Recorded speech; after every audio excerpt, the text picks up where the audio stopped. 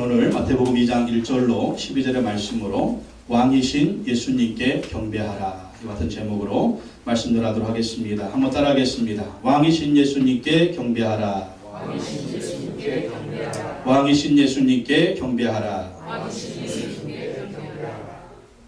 요즘 박근혜 대통령이 남미를 순방 중입니다. 이 방문하는 나라마다 환영식을 치러주는 것을 볼 수가 있습니다. 대통령이기 때문에 대통령의 신분으로 다른 나라를 방문하면 그에 대한 합당한 예우로 영접하고 환영식을 치러주는 것을 볼 수가 있습니다. 한 여인이지만 한 사람이지만 이 대한민국의 대통령이기 때문입니다. 대통령에 준하는 그러한 예우와 환영식을 해주는 것을 볼 수가 있습니다. 우리도 개인적으로 환영받고 또 대접받고 존경받기를 원합니다. 특별히 가정에서 그렇죠. 가정에서 어른으로 또 부모로서 대접받고 또 존경받기를 원합니다. 그러나 대접받지 못하고 존경받지 못하면 부모의 마음으로 참 섭섭합니다. 또 아내는 아내로서 대접받기를 원하고 또 남편은 남편으로서 존경받기를 원합니다. 그러지 못했을 때 우리가 참 서운한 것을 볼 수가 있습니다. 몇 주 전에 이 MBC 라디오에서 한 프로에 한 아빠가 전화를 했습니다. 자기 초등학교 다니는 아들들이 있는데 이 아들들하고 있었던 한 사건을 얘기를 합니다. 이 아빠가 어린 아들들과 함께 목욕탕에 갔습니다. 목욕탕에 가서 아빠가 아이들 떼를 쫙 밀어줬습니다. 그리고 난 다음에 이 작은 아들이 아버지 떼를 밀어준다고 이 등에서 이 떼를 밀어주더랍니다. 그러니까 아빠 등에서 이 떼가 많이 나왔겠죠. 그러니까 이 작은 아들이 하는 말이 아빠 등에서 때가 많이 나온다 하고 얘기했어요. 그러자 큰아들이 하는 말이 야 아빠가 우리들을 위해서 일을 많이 해서 그래 그런 말을 하더래요. 그러니까 아빠가 얼마나 기분이 좋았는지 너무나 기분이 좋았답니다. 야 이 애들이 정말 어리지만 내가 이 애들을 위해서 가정을 위해서 열심히 일하는 것을 고생해서 돈 벌어다 주는 것을 아이들이 알아주는구나. 너무나 마음이 흡족했습니다. 근데 이 큰아들이 한마디 더 하더랍니다. 그런데 돈은 조금 벌어와. 그 말을 듣고 이 아빠가 그냥 힘이 났다 갑자기 약간 실망을 했답니다. 그래도 이 아이들이 아빠의 수고를 알아주니까 거기에 너무 감사하고 고마웠다라는 그런 말을 했습니다. 그렇습니다. 알아주면 고마운 겁니다. 우리 아버지들이 또 부모님이 아이들을 키우기 위해서 얼마나 고생을 합니까? 뼈 빠지게 일하고. 근데 그걸 자녀들이 알아주면 너무나 고마운 거예요. 알고 존경해주면 너무나 고마운 겁니다. 우리 예수님은 하나님의 아들이십니다. 근데 세상을 구원하러 사람으로 오셨습니다. 우리가 지난주에 살펴봤듯이 창조의 하나님이시고 성자 하나님이시고 우리를 구원하러 이 땅에 사람으로 오셨어요. 근데 그분에게 걸맞는 환영이 있어야 되는데 그분에게 걸맞는 영접과 대접이 있어야 되는데 세상 사람들은 아무도 예수님에 걸맞는 환영이 없었다라는 대접이 없었다라는 것입니다. 우리가 지난주에 살펴봤듯이 마리아와 요셉이 예수님을 성령으로 잉태돼서 세상에 오게 하시려고 죽기를 각오하고 순종을 합니다. 죽기를 각오 순종했을 때 예수님이 마리아의 몸에 성령으로 잉태되셔서 세상에 태어납니다. 근데 왕으로 오신 예수님 하나님의 아들 예수님, 우리의 창조자가 되시는 이 예수님에 대해서 합당한 경배와 합당한 환영과 존경을 드리는 사람이 아무도 없어요.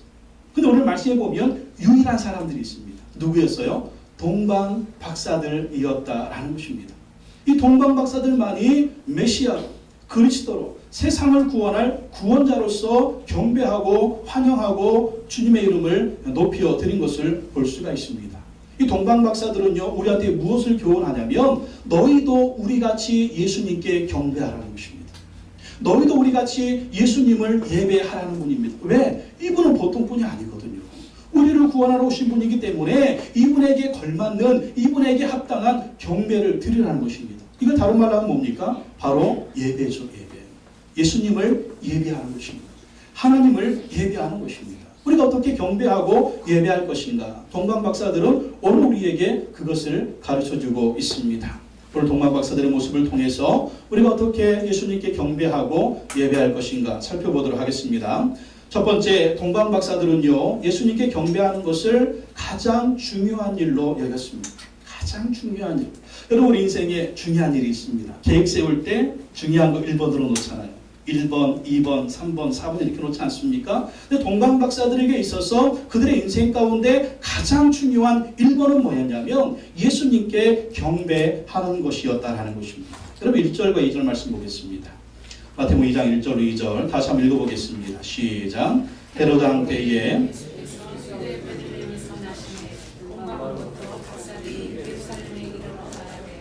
유대인으로 왕으로 나시니가 어디 계시냐? 우리가 동방에서 그의 별을 보고 그에게 경배하러 왔노라 하니. 이 동방 박사들이요 먼 나라에서 이 예루살렘으로 유대 땅으로 찾아왔습니다. 근데 이 동방 박사들 어떠한 사람들이었냐면 별을 보고 점을 치는 점성가들이었습니다.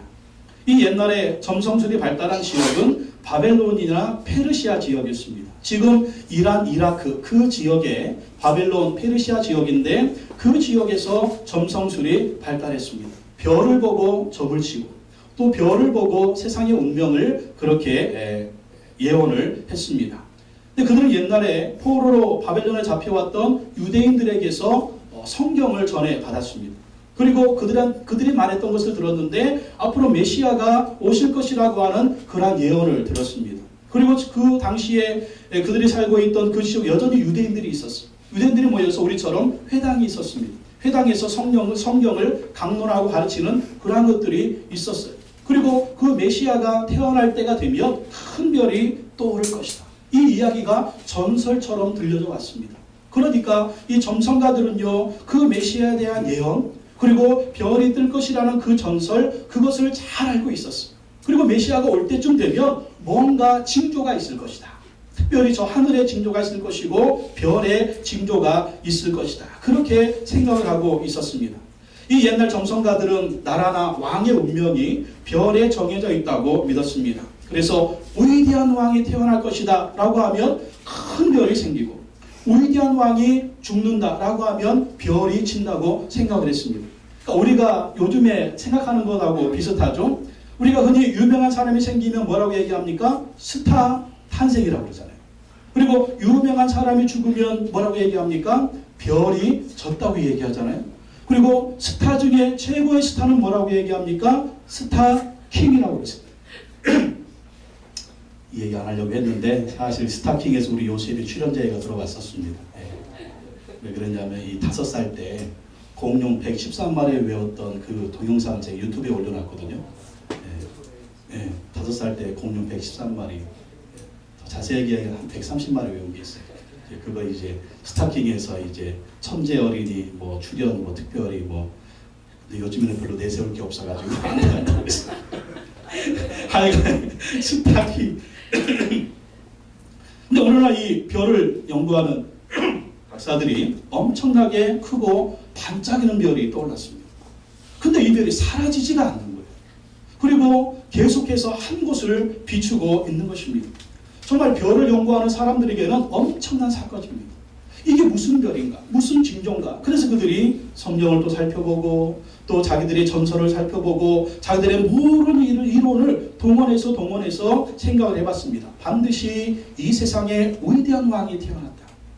이 세상에 위대한 왕이 태어나서 그분이 세상을 구원할 훌륭한 일을 할 것이다. 이것을 직감하고 그들이 그분께 경배하기 위해서 별을 따라서 오게 되는 것입니다. 이 동방 박사들은요, 이 반짝이는 별을 따라서 수천 킬로를 왔습니다. 지금 이란 이라크 지역에서 여러분 이스라엘 유대 땅 예루살렘에 여행을 한다고 한번 해보십시오. 지금 비행기 타고 가면 되죠. 지금 기차 타고 자동차 타고 가면 돼요. 근데 2000년 전입니다. 유일한 교통수단이 뭡니까? 낙타잖아요, 낙타. 이 낙타를 타고 수천 킬로를 가는데 그 시간이 얼마나 걸리냐? 적어도 한 달은 걸리는 겁니다. 여러분 가는데 한 달이에요.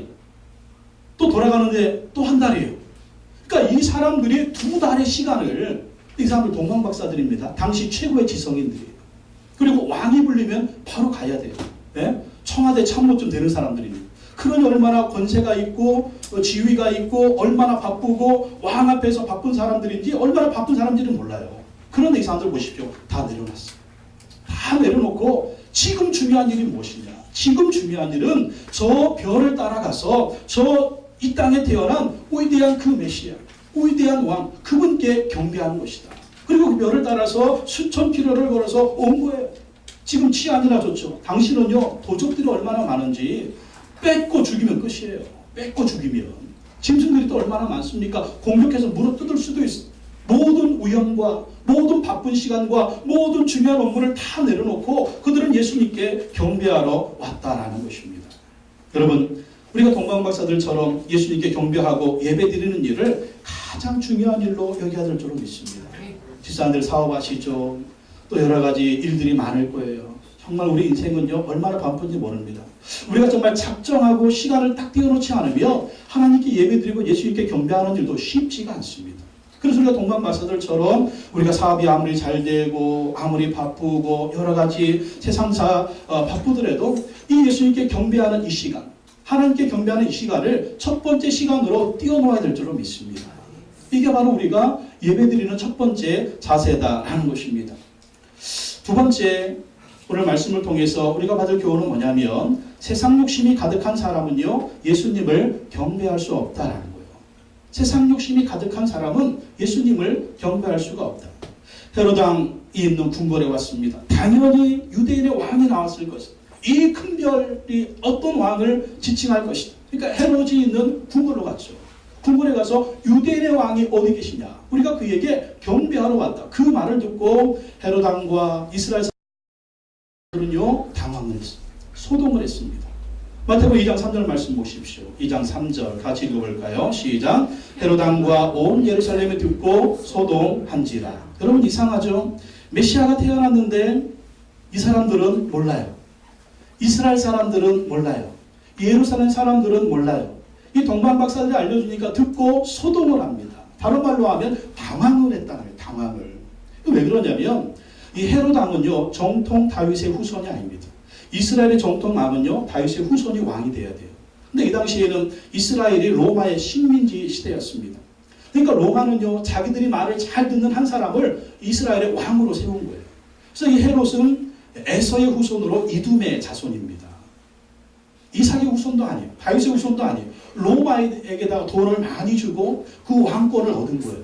그러니까 이 왕권을 유지하기 위해서 로마에 뇌물을 주고 또 이스라엘 사람들에게는 막 채찍과 당근을 주면서 회의 정책을 많이 핀 겁니다. 그리고 자기의 왕위를 노리는 사람이 있으면, 당시 왕들은 아내들도 많잖아요. 아내들도 많으니까 자식들도 많잖아요. 여러분, 우리나라 그 사극에 보면 왕자들, 아내들이 많잖아요. 근데 이상한 왕들이 있잖아요. 권력에 미친 왕들. 어떻습니까? 자기의 왕을 찬탈하려고 하면, 왕위를 넘보려고 하면 아내든지 자식이든지 가차없이 죽습니다. 그게 바로 헤롯이었어요. 그러니까 이 헤롯은요, 권력에 미친 사람이었습니다. 권력에 미친 사람. 그렇게 이 권력을 유지하기 위해서 미친 듯이 그렇게 살고 있는데 갑자기 뜬금없이 동방 박사들이 와서 유대인은 왕으로 태어나신 분이 어디냐고 물으니까 당황을 할 수밖에 없는 거죠. 예루살렘이 소동할 수밖에 없는 것입니다. 헤롯처럼 세상 권력을 추구하는 사람은요, 왕이신 예수님을 예배할 수 없습니다. 왜 그럴까요? 세상적인 성공만 추구하는 거예요. 내가 경배받기를 원하는 거예요. 내가 높여지기를 원하는 것입니다. 내가 왕이고 내가 출세해야 되기 때문에 예수님을 경배하고 높일 수가 없는 것입니다. 이렇게 권력에 사는 사람들은요, 권력 때문에 또 죽는 것을 볼 수가 있습니다. 요즘 뉴스가 난리 났잖아요. 예, 한 분이 그냥 유서 남겨놓고 죽는 바람에 온통 정치권이, 그게 뭡니까? 권력에 사는 것 같지만 권력으로 죽는 그런 모습을 우리가 볼 수가 있습니다. 자, 헤롯은 이런 사람이니까 그렇게 생각할 수 있어요. 근데 문제는 종교 지도자들입니다. 종교 지도자들도요, 세상 욕심이 가득해서 메시아 탄생에 무관심했다는 거예요. 헤롯 왕이 종교 지도자들을 모아놓고 그리스도가 어디에서 태어나는지 조사를 합니다. 마태복음 2장 4절 6절 말씀 한번 보겠습니다. 다시 한번 읽어볼까요? 4절에서 6절 시작. 왕이 모든 대제사장과 이르되 유대 베들레헴이 오니 이런 선자를 이렇게 기록된 바 또 유대 땅 베들레헴아 너는 유대 고을 중에서 가장 작지 아니하도다. 내게서 한 다스린 자가 나와서 내 백성 이스라엘의 목자가 되리라 하였음이니이다. 대제사장들이, 서기관들이 구약 성경을 뒤집니다. 자, 그리스도가 어디에서 태어나겠느냐? 장소가 있어요. 그리스도가 태어날 장소가 예언이 되었습니다. 그게 바로 뭐냐면 미가서 5장 2절 말씀이에요. 미가서 5장 2절에 보면 베들레헴 에브라다야 너는 유다 족속 중에서 작을지라도 이스라엘을 다스릴 자가 내게서 내게로 나올 것이라. 그의 근본은 상고의 영원에 있느니라. 영원부터 계신 그분이 태어난다는 거예요. 영원부터 계신 하나님의 아들이 세상에 태어나셔서 이스라엘의 목자가 되고 이스라엘의 왕이 되고 더 나아가서 전 세계의 목자가 되고 전 세계 왕으로 태어날 것을 분명히 예언하고 있는 것입니다. 그리고 예수님이 베들레헴에서 그리스도가 태어날 것을 예언하고 있는 거예요. 이 미가서는요, 예수님 오시기 전에 700년 전에 기록이 됐어요. 그리고 당시에 활동했던 선지자가 이사야 선지자입니다. 우리 지난주에 살펴봤듯이 이사야 선지자도 같은 시대에 활동하면서 예수님이 처녀에게서 태어날 것을 예언했어요. 이 미가야 선지자와 이사야 선지자가 700년 전에 같은 시대에 활동하면서 메시아가 베들레헴에서 태어날 것이고 성령으로 잉태되어서 처녀의 몸에서 태어날 것이라고 예언됐는데 그대로 예수님에게 그 예언이 이루어졌다라는 것입니다. 근데 참 이상하죠. 우리가 지난주에 살펴봤을 때 이 마리아하고 요셉은 어디에 살고 있었어요? 갈릴리 나사렛에 살고 있었어요. 근데 지금 태어나기는 어디에 태어났어요? 예수님이 베들레헴에서 태어난 거예요. 왜 그랬을까요? 이 마리아가 성령으로 예수님을 임신을 했는데 출산할 때가 됐어요. 출산할 때가 되니까 갑자기 로마 황제가 칙령을 발표하는 거예요. 모든 식민지 백성은 자기 고향에 가서 호적을 등록해라. 여러분 호적 등록하는 이유가 뭡니까? 세금 거두기 위해서 또 군사를 징집하기 위해서 갑자기 이 명령을 내리는 거예요. 그래서 요셉이 그 고향이 어디냐면 베들레헴입니다. 그래서 만삭에 마리아를 이끌고 이 먼 길을 베들레헴까지 와가지고 호적을 등록했는데 갑자기 거기서 이제 예수님이 만삭이니까 태어나게 되는 거예요. 그래서 예수님의 고향이 베들레헴이 된 겁니다. 이 뭘까요? 잘 생각해 보십시오. 이 로마의 황제가 칙령을 발표했지만 배후에서 역사한 분은 누굽니까? 하나님이 역사하십니다. 하나님의 예언의 말씀이 이루어지도록 예언의 말씀이 그대로 이루어지도록 그리스도가 베들레헴에서 태어나게 하시려고 갑자기 로마 황제가 갑자기 발표한 거예요. 이걸. 그건 뭡니까? 역사의 주인은 그 당시에 로마가 최강이었지만 로마의 황제가 역사의 주인이 아니라 누가 역사의 주인이다? 하나님이신 것을 믿으시기 바랍니다. 지금도 이 역사의 주인은 누구냐? 지금도 이 민족의 주인은 누구냐? 지금도 이 세계의 주인은 누구냐? 하나님이신 줄로 믿습니다. 하나님의 뜻대로 역사에 가시는 거예요. 여러분 우리가 잠시 보면 중국, 일본, 러시아, 미국 우리 열방의 틈바위 속에 있잖아요. 정말 반만년의 역사 자랑하지만 그 속에서 고난의 역사였어요. 지금도 돌아가는 이 정세를 보면 우리가 얼마나 참 불안합니까? 최근에는 미국이 일본하고 손잡고 한반도 유사시 같이 투입한다. 이런 얘기 들으면 정말 힘들잖아요. 근데 뭐 일본이 한국의 주권을 인정을 하겠다 그러면서 이게 말이 됩니까? 지금 우리는 나라가 아니에요? 아니 일본 지들이 뭔데 우리나라 주권을 인정하면서 뭐 통보하고 허락받고 군대를 움직이고 이런 정말 미국과 중국의 틈바구니 속에서 정말 우리는 정말 새우등 터치듯이 이런 현실에 남과 북은 또 핵을 쏘네 안 쏘네 그러면서 또 어쩌네 저쩌네 여러분 이런 정세를 볼 때 여러분 불안하지 않습니까? 그러니까 여러분 우리가 기도하지 않을 수가 없는 거예요. 내가 먹고 사는 문제는 이거 두 번째라니까요. 지금 민족의 운명이 풍전등화 같다니까요. 예?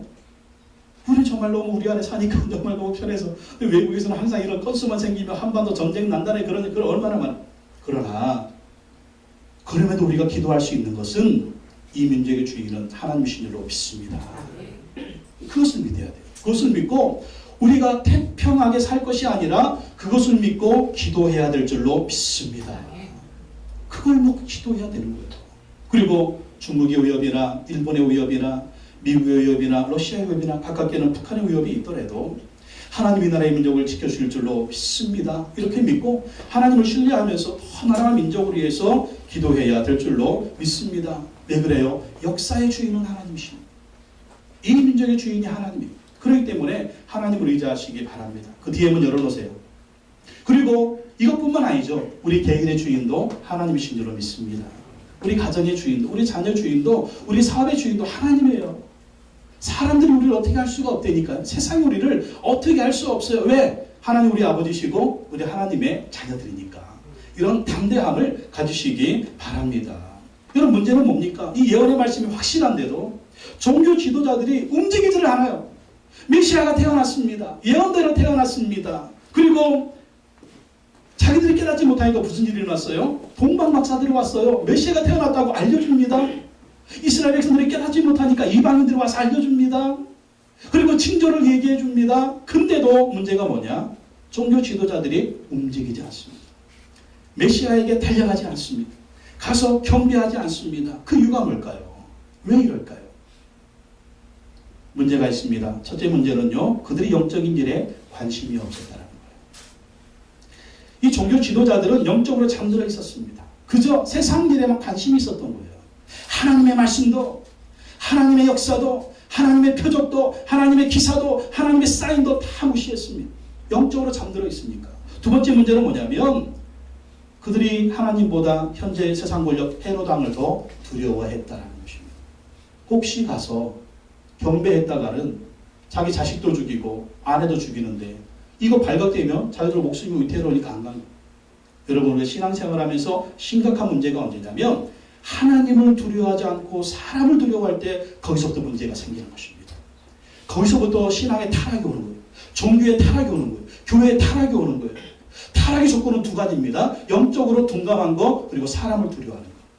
100% 타락합니다. 교회 역사를 보십시오. 교회 역사 볼 필요 없어요. 오늘 우리 현실을 보십시오. 자, 그럼 이것을 누구한테 적용을 할까요? 나한테 적용을 해야 됩니다. 나는 어떤가? 하나님 말씀은 우리에게 성경이 있어. 우리에게는 또 날마다 큐티하는 큐티책도 있습니다. 말씀이 있어요? 깨달아야 됩니다. 여러분, 깨어서 이 말씀 묵상하시고 순종하시기 바랍니다.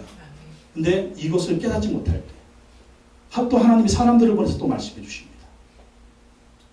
특별히 주일마다 이 종을 통해서 풀어서 또 설명을 해줘요. 두 번째 듣죠? 자, 또 이게 깨닫지 못하면 하나님이 한 사건을 일어나게 하시고 여러분 주변에 하나님들께 말씀을 하신다니까요. 그러면 우리가 영적으로 깨어서 딱 캐치를 해야 돼요. 아, 하나님이 이렇게 하기를 원하시는구나. 아, 하나님이 이렇게 역사하기를 원하시는구나. 이렇게 순종하기를 원하시는 거예요. 우리가 영적으로 깨어 있어야만이 그것을 우리가 깨닫고 이해할 수가 있고 순종할 수가 있는 거예요. 순종하면 사는 역사가 있는 것입니다. 그렇기 때문에 여러분, 우리가 신앙생활하면서 세상 욕심 이것을 잠시 내려놓고 영적으로 깨어서 하나님의 뜻이 무엇일까? 하나님 지금 내가 어떻게 살기를 원하실까? 그렇게 깨달아야 됩니다. 그러니까 그렇지 않으면요, 내 욕심만 충만한 거예요.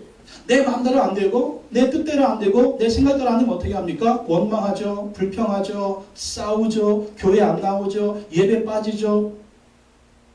그러면서 영적으로 또 침체되는 것입니다. 그래서 우리는 어떤 문제든지, 어떤 일이든지 영적으로 깨어서 하나님을 의지하고 또 하나님을 두려워하는 가운데 하나님의 인도하심 따라서 순종해야 될 줄로 믿습니다. 그래야 소망이 있는 것입니다.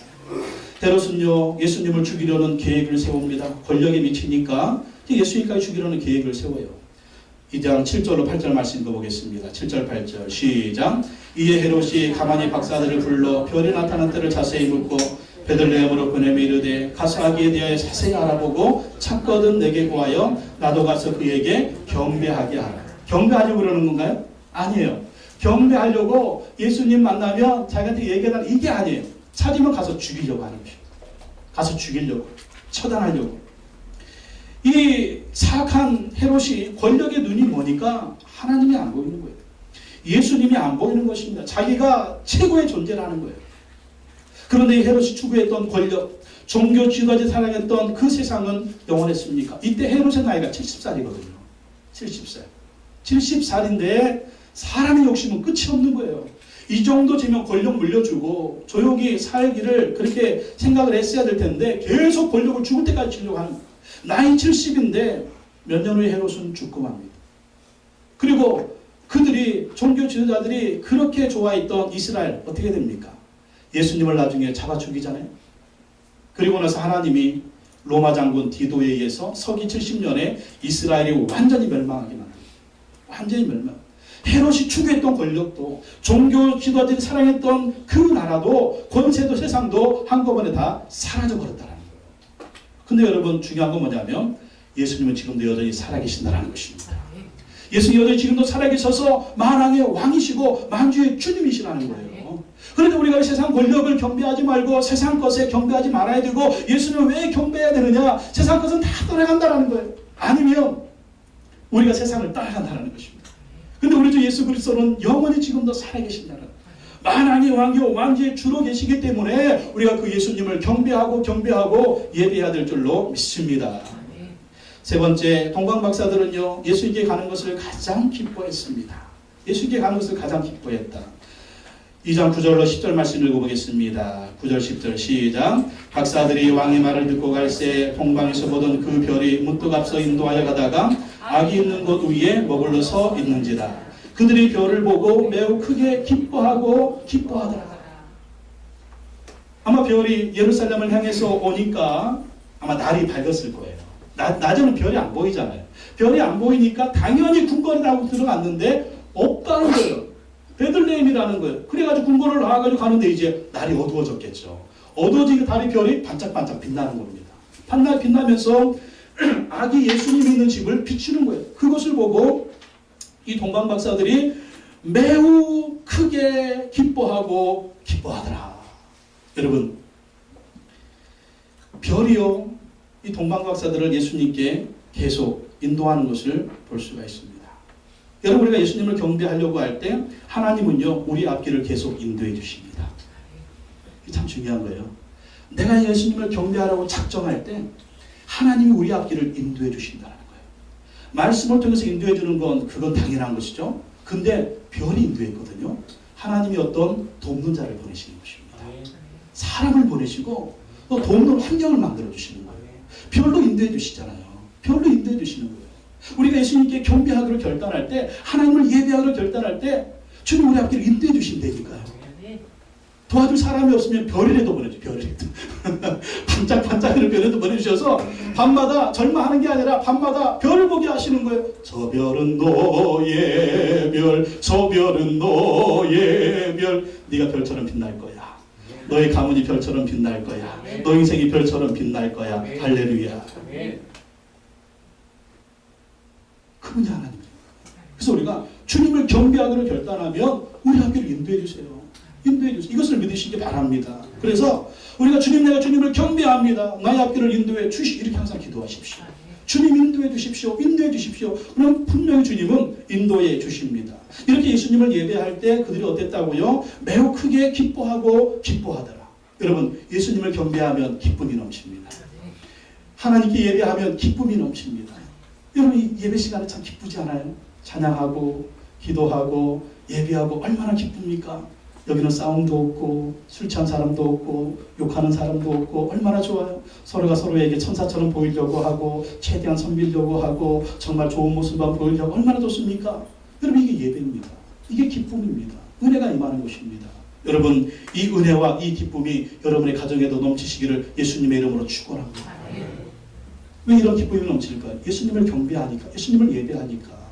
근데 이 기쁨이 어디에 넘쳐야 된다? 우리 가정에서도 넘쳐야 돼요. 왜? 예수님은 거기도 계십니다. 하나님 거기도 계신 거예요. 우리가 여기서만 예배자고 집에 가면 예수 안 믿는 사람인가요? 그거 아니잖아요. 여전히 예수 믿는 사람이에요. 여기 하나님이 여기만 계시고 우리 집에는 하나님이 안 계신가요? 거기도 계시잖아요. 예수님 여기서만 왕이시고 집에 가면 예수 우리 왕이 아니에요? 거기서도 왕이잖아요. 그렇기 때문에 주님을 예배하는 예배자로서 말도 좋은 말하고 또 아내에게, 남편에게, 자녀에게, 부모에게 좋은 모습을 보이고 이 기쁨이 우리 가정에서도 넘쳐야 될 줄로 믿습니다. 별은 동방 박사들을 예수님께로 인도합니다. 여러분, 여기 중요한 교훈이 하나 있는데 우리도 사람들을 예수님께 인도하는 별이 되어야 될 줄로 믿습니다. 별이요 동방 박사를 예수님께로 인도해요. 이제는 우리가 별이 돼야 돼요. 스타킹이 되어서 사람들을 예수님께로 인도해야 돼요. 우리 예수님 만났잖아요. 예수님 알잖아요. 예수 믿으면 구원받고 죄사함 받고 천국 가고 부활의 축복받는 거 우리는 깨달았습니다. 근데 우리 가족 중에 누구는, 우리 친구 중에 누구는, 우리 이 중에 누구는, 우리가 살고 있는 이 지역의 누구는 이 예수님을 몰라요. 그래서 이제 우리가 별이 되어야 돼요. 별이 되어서 그들을 예수님께로 인도해야 된다라는 것입니다. 가정에서 자녀들을 예수님께로 인도하고 식구들을 예수님께로 인도해야 됩니다. 아름다운 별이 되어서 가족들을 주님께로 인도하려면 정말 우리가 참 본이 되어야 돼요. 부모로서 본이 되어야 되고 남편으로서 아내로서 본이 되어야 되고 정말 형제로서 자녀로서 본이 되어야 가족들을 인도할 수가 있다는 것입니다. 다니엘서 12장 3절에 보면 많은 사람을 옳은 대로 돌아오게 한 자는 별과 같이 영원토록 빛나리라. 많은 사람을 옳은 대로 인도한 사람 누구냐면 전도한 사람이에요. 별이 동방박사들을 예수님께 인도해서 그 별이 별이 되었듯이 우리도 많은 사람들을 예수님께로 인도하면 하나님께로 인도하면 별과 같이 영원토록 빛난다는 것입니다. 어디에서? 천국에서 빛난다는 거예요. 그래서 우리가 우리 가정의 식구들을, 자녀들을, 이웃들을 주님께로 인도하는 별이 되어야 될 줄로 믿습니다. 네 번째 동방박사들은요, 예수님께 경배하고 예물을 드렸습니다. 11절 말씀 읽어보겠습니다. 시작. 집에 들어가 아기와 그의 어머니 마리아가 함께 있는 것을 보고 엎드려 아기께 경배하고 보배압을 열어 황금과 유향과 물약을 예물로 드리니라. 별이 한 곳을 계속 비추고 있었어요. 이 별의 그 라이트가 엄청 강했던 것 같아요. 한 곳을 쫙 비쳤으니까. 우리가 후라시를 쫙 비칠 때 한 곳을 비출 수 있잖아요. 그것처럼 이 별이 계속 한 곳을 비추고 있었어요. 그게 어디냐면 아기 예수님이 있던 그 집입니다. 그 집에 들어가니까 아기 예수님이 있죠. 그리고 마리아가 있습니다. 동방박사들은 어떻게 했다고요? 보고 엎드려 아기께 경배했다. 여러분 동방박사들 나이가 몇 살이나 됐을까요? 예, 나이가 지긋했을 것입니다. 권세도 있죠. 예, 어떤 이름도 있고 유명세도 있습니다. 근데 이분들이 아기 예수님께 엎드려서 절하고 경배를 합니다. 왜 그럴까요? 이게 왕에 대한 백성의 자세예요. 아무리 권세가 있고 아무리 잘났고 아무리 학식이 있고 아무리 사람들 앞에서 자기가 높은 사람이라 하더라도 왕 앞에서는 엎드려야 됩니다. 경배해야 됩니다. 이게 왕에 대한 백성의 자세예요. 근데 왕 앞에서 뻣뻣하게 하고 있고 왕 네가 뭔데 이러고 그러면 어떻게 단칼에 나가니까. 우리 예수님은 만왕의 왕이 되십니다. 만주의 주가 되십니다. 내가 누군데 단칼에 그냥. 예수님에 대한 경배의 자세, 이 모습에 우리가 납작 엎드려야 됩니다. 예수님 앞에서는 납작 엎드려야 돼요. 예배 드릴 때는 납작 엎드려야 됩니다. 겸손하게 예배하고 찬양하고 주님의 이름을 높여드리는 것입니다. 주님 말씀하시면 아멘, 아멘, 아멘 하는 것입니다. 이게 왕에 대한 백성의 자세다라는 것입니다. 그리고 여러분 또 중요한 구절이 있습니다. 이 동방박사들은요, 마리아에게 경배하지 않고 아기 예수님께 엎드려 경배했다라는 거예요. 마리아가 같이 있었거든요. 어머니 마리아가. 아기 예수님 같이 있었죠. 근데 마리아한테 경배한 것이 아니고 아기 예수님께 엎드려 경배했습니다. 오직 우리가 예수 그리스도에게만 경배해야 될 줄로 믿습니다. 천주교의 문제점은 이것입니다. 마리아를 너무 우상시한다는 성모. 성모라는 말은 합당치가 않습니다. 성부 하나님, 성자 예수님, 성령 하나님, 성모 마리아? 그러니까 이 성모를, 이 마리아를요, 신의 위치에 놓은 거예요. 그래서 마리아가 죽었는데 다시 예수님처럼 부활해서 하늘로 승천을 했다. 천주교에서 만든 성모 승천설입니다. 그래서 전에 교황이 왔을 때 대전에서 성모 승천 미사, 기념 미사를 드렸잖아요. 교황청이 만든 거짓말이에요. 그건 성령이 없는 미사입니다. 교황청이 이런 거짓말들이 얼마나 많은지 몰라요. 그래서 하나님이 중세시대 때 마틴 루터를 통해서 종교개혁을 일으켜가지고 개신교를 만들어낸 거예요. 너무너무 이런 일들이 많습니다. 우리는 오직 예수 그리스도에게만 경배해야 될 줄로 믿습니다. 신부에게 하는 고해 성사 중간에 필요가 없어요. 우리는 예수님의 이름으로 하나님께 직접 나갈 수가 있는 거예요. 그것도 비성경적입니다. 상을 세우지 말라고 했는데 천주교는 왜 그렇게 상들이 많아요? 먼 상. 우리는 오직 예수 그리스도에게만 경배해야 된다니까. 그러니까 개신교는 아무것도 없어요. 아무것도 없고 조금 있다면 저거 십자가 하나 있어. 십자가 하나. 뭐예요? 오직 예수님만 바라보라는 거예요. 오직 예수님만 경배하라는 것입니다. 오직 예수 그리스도께 경배하시기 바랍니다. 그리고 동방박사들이 보배압을 열어서 예물을 드립니다. 황금과 유향과 모략입니다. 황금은요, 왕에게 걸맞는 그러한 색깔이고 또 왕에게 걸맞는 예물입니다. 왕의 나라가 번창하고 부강할 것을 상징합니다. 또 유향은요, 이 향입니다. 향. 이걸 딱 태우면 향냄새가 진동을 하게 되죠. 이건 왕의 나라의 향기가 온 세상에 아름답게 퍼지는 것을 상징을 하는 것입니다. 또 모략, 이 모략은요, 시체에 바르는 방부제입니다. 방부제. 이 모략은 왕의 나라가 부패하지 않고 오래 지속되기를 바라는 그러한 의미가 있습니다. 바로 예수 그리스도가 하나님 나라의 왕으로 오신 것, 이것을 그들이 깨닫고 합당한 예물을 드린 것입니다. 나중에 이 예물은요, 예수님이 헤롯의 그 죽음의 칼을 피해서 애굽으로 내려갈 때 정말 필요한 물질로 요긴하게 쓰였습니다. 그래서 예수님이 애굽으로 피했다가 거기서 살다가 다시 갈릴리 나사렛으로 돌아와서 살게 되는 그러한 것을 봅니다. 여러분, 우리도 주님을 위해서 예물을 준비해서 이 예배를 드려야 됩니다. 그래서 우리가 11절을 드리고 감사헌금 드리죠. 액수의 문제가 아닙니다. 정성의 문제입니다. 우리가 형편대로 최선을 다해서 동방박사들처럼 예물을 준비해서 드리면 되는 것입니다. 마지막으로 한 가지만 더 보겠습니다. 동방박사들은 하나님께 순종했다라는 것입니다. 하나님께 순종했다. 12절 말씀 다시 한번 읽겠습니다. 시작. 그들은 꿈에 헤롯에게로 돌아가지 말라 지시하시는 바다 다른 길로 고국에 돌아가니라. 예수님을 경배하고 이제 돌아가는데 헤롯이 자기한테 알려달라고 그랬거든요. 그러니까 동방박사들은 그 헤롯의 의도를 파악을 못했습니다. 저 경배 마치고 헤롯에게 갔다가 자기 나라로 돌아가려고 했는데 그 전날 밤에 꿈에 하나님이 알려주시는 거예요. 헤롯에게 가지 마라. 가지 말고 돌아서 너희의 고국으로 돌아가라. 그래서 하나님의 말씀에 순종해서 이 동방박사들이 헤롯에게 가지 않고 자기 나라로 갔다라는 것입니다. 헤롯은요, 동방박사를 속였습니다. 그러나 하나님은 속일 수가 없었습니다. 여러분, 하나님은요, 불꽃 같은 눈으로 우리의 모든 것을 보고 계세요. 사람은 속일 수 있어도 하나님은 속일 수가 없다니까요. 하나님은 다 보고 계셔서 악한 것들은 무너지게 만들고 하나님은 선한 하나님의 뜻이, 하나님의 정의가, 하나님의 공의가 이루어지게 하시는 것입니다. 그래서 우리가 하나님 말씀에 늘 순종해야 된다라는 것이죠. 이 동방박사들이 하나님께 순종하니까 사람에게 속지 않습니다. 하나님께 순종하니까 헤롯에게 속지 않았어요. 여러분, 우리가 사는 세상 어떻습니까? 얼마나 주변에 우리를 속이는 인간들이 얼마나 많습니까?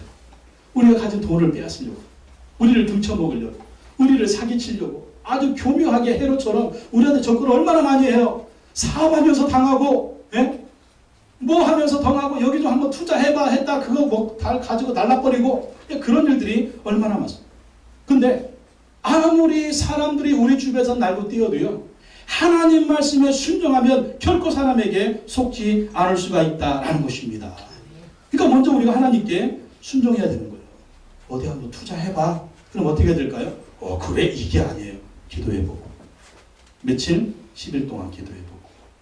사업하는데 이렇게 하면 어때? 한번 해봐. 잠깐 기도해보고. 며칠? 10일 동안 기도해보고.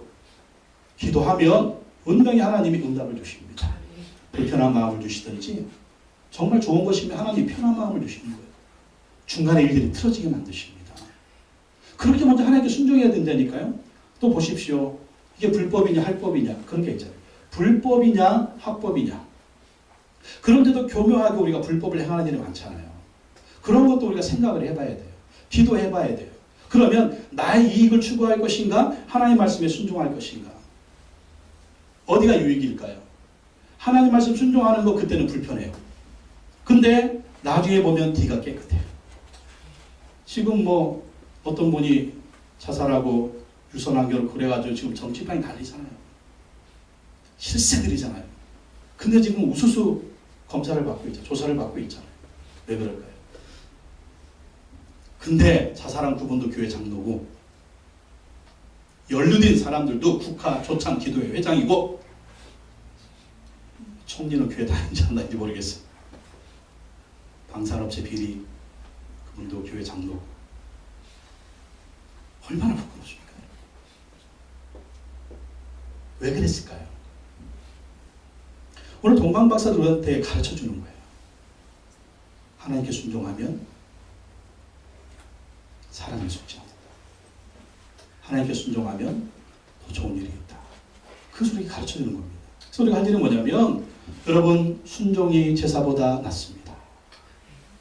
따라합시다. 순종이 제사보다 낫다. 무슨 말이냐면, 우리가 열심히 예배 드리는 것보다 더 중요한 것은 하나님 말씀에 순종하는 것이다. 하나님 말씀에 순종하면 그 당시에는 시련이 있고 고난이 있지만 하나님이 그 사람을 보시고 열매를 좋게 한다는 것입니다. 좋은 은혜와 축복을 주신다라는 것입니다. 그래서 하나님 말씀, 성경 말씀에 순종하는 것이 하나님께 순종하는 것입니다. 순종하면 좋은 일이 일어납니다. 순종하면 기적이 일어납니다. 우리가 주일마다 이제 마태복음 묵상을 하면서 강해 설교를 하지만 여러분 다 아는 얘기잖아요. 근데 설교 들으니까 새로워요, 안 새로워요? 또 새롭죠? 순종해 보십시오. 기적이 일어날 것입니다. 아, 이거 다 아는 얘기. 이 아는 얘기에 순종하지 않으니까 기적이 안 일어나는 거예요. 삶에 변화가 없는 거예요, 여러분. 어제도 싸우고 오늘도 싸우고 내일도 싸우는 거예요. 막 지지고 볶는 거예요. 왜 이렇게 안 변해? 이유가 뭘까요? 알긴 아는데 순종하지 않으니까. 오늘 동방 박사들 보십시오. 즉각 순종입니다. 그러니까 기적이 즉각 일어나는 거예요. 이분이 하나님이에요. 그래서 우리 신앙생활 하면서 하나님 말씀 붙들고 두려워 떨면서 죽기 살기로 기도해야 돼요. 순종해야 돼요. 그게 뭐예요? 큐티하는 거예요. 새로 나왔습니다.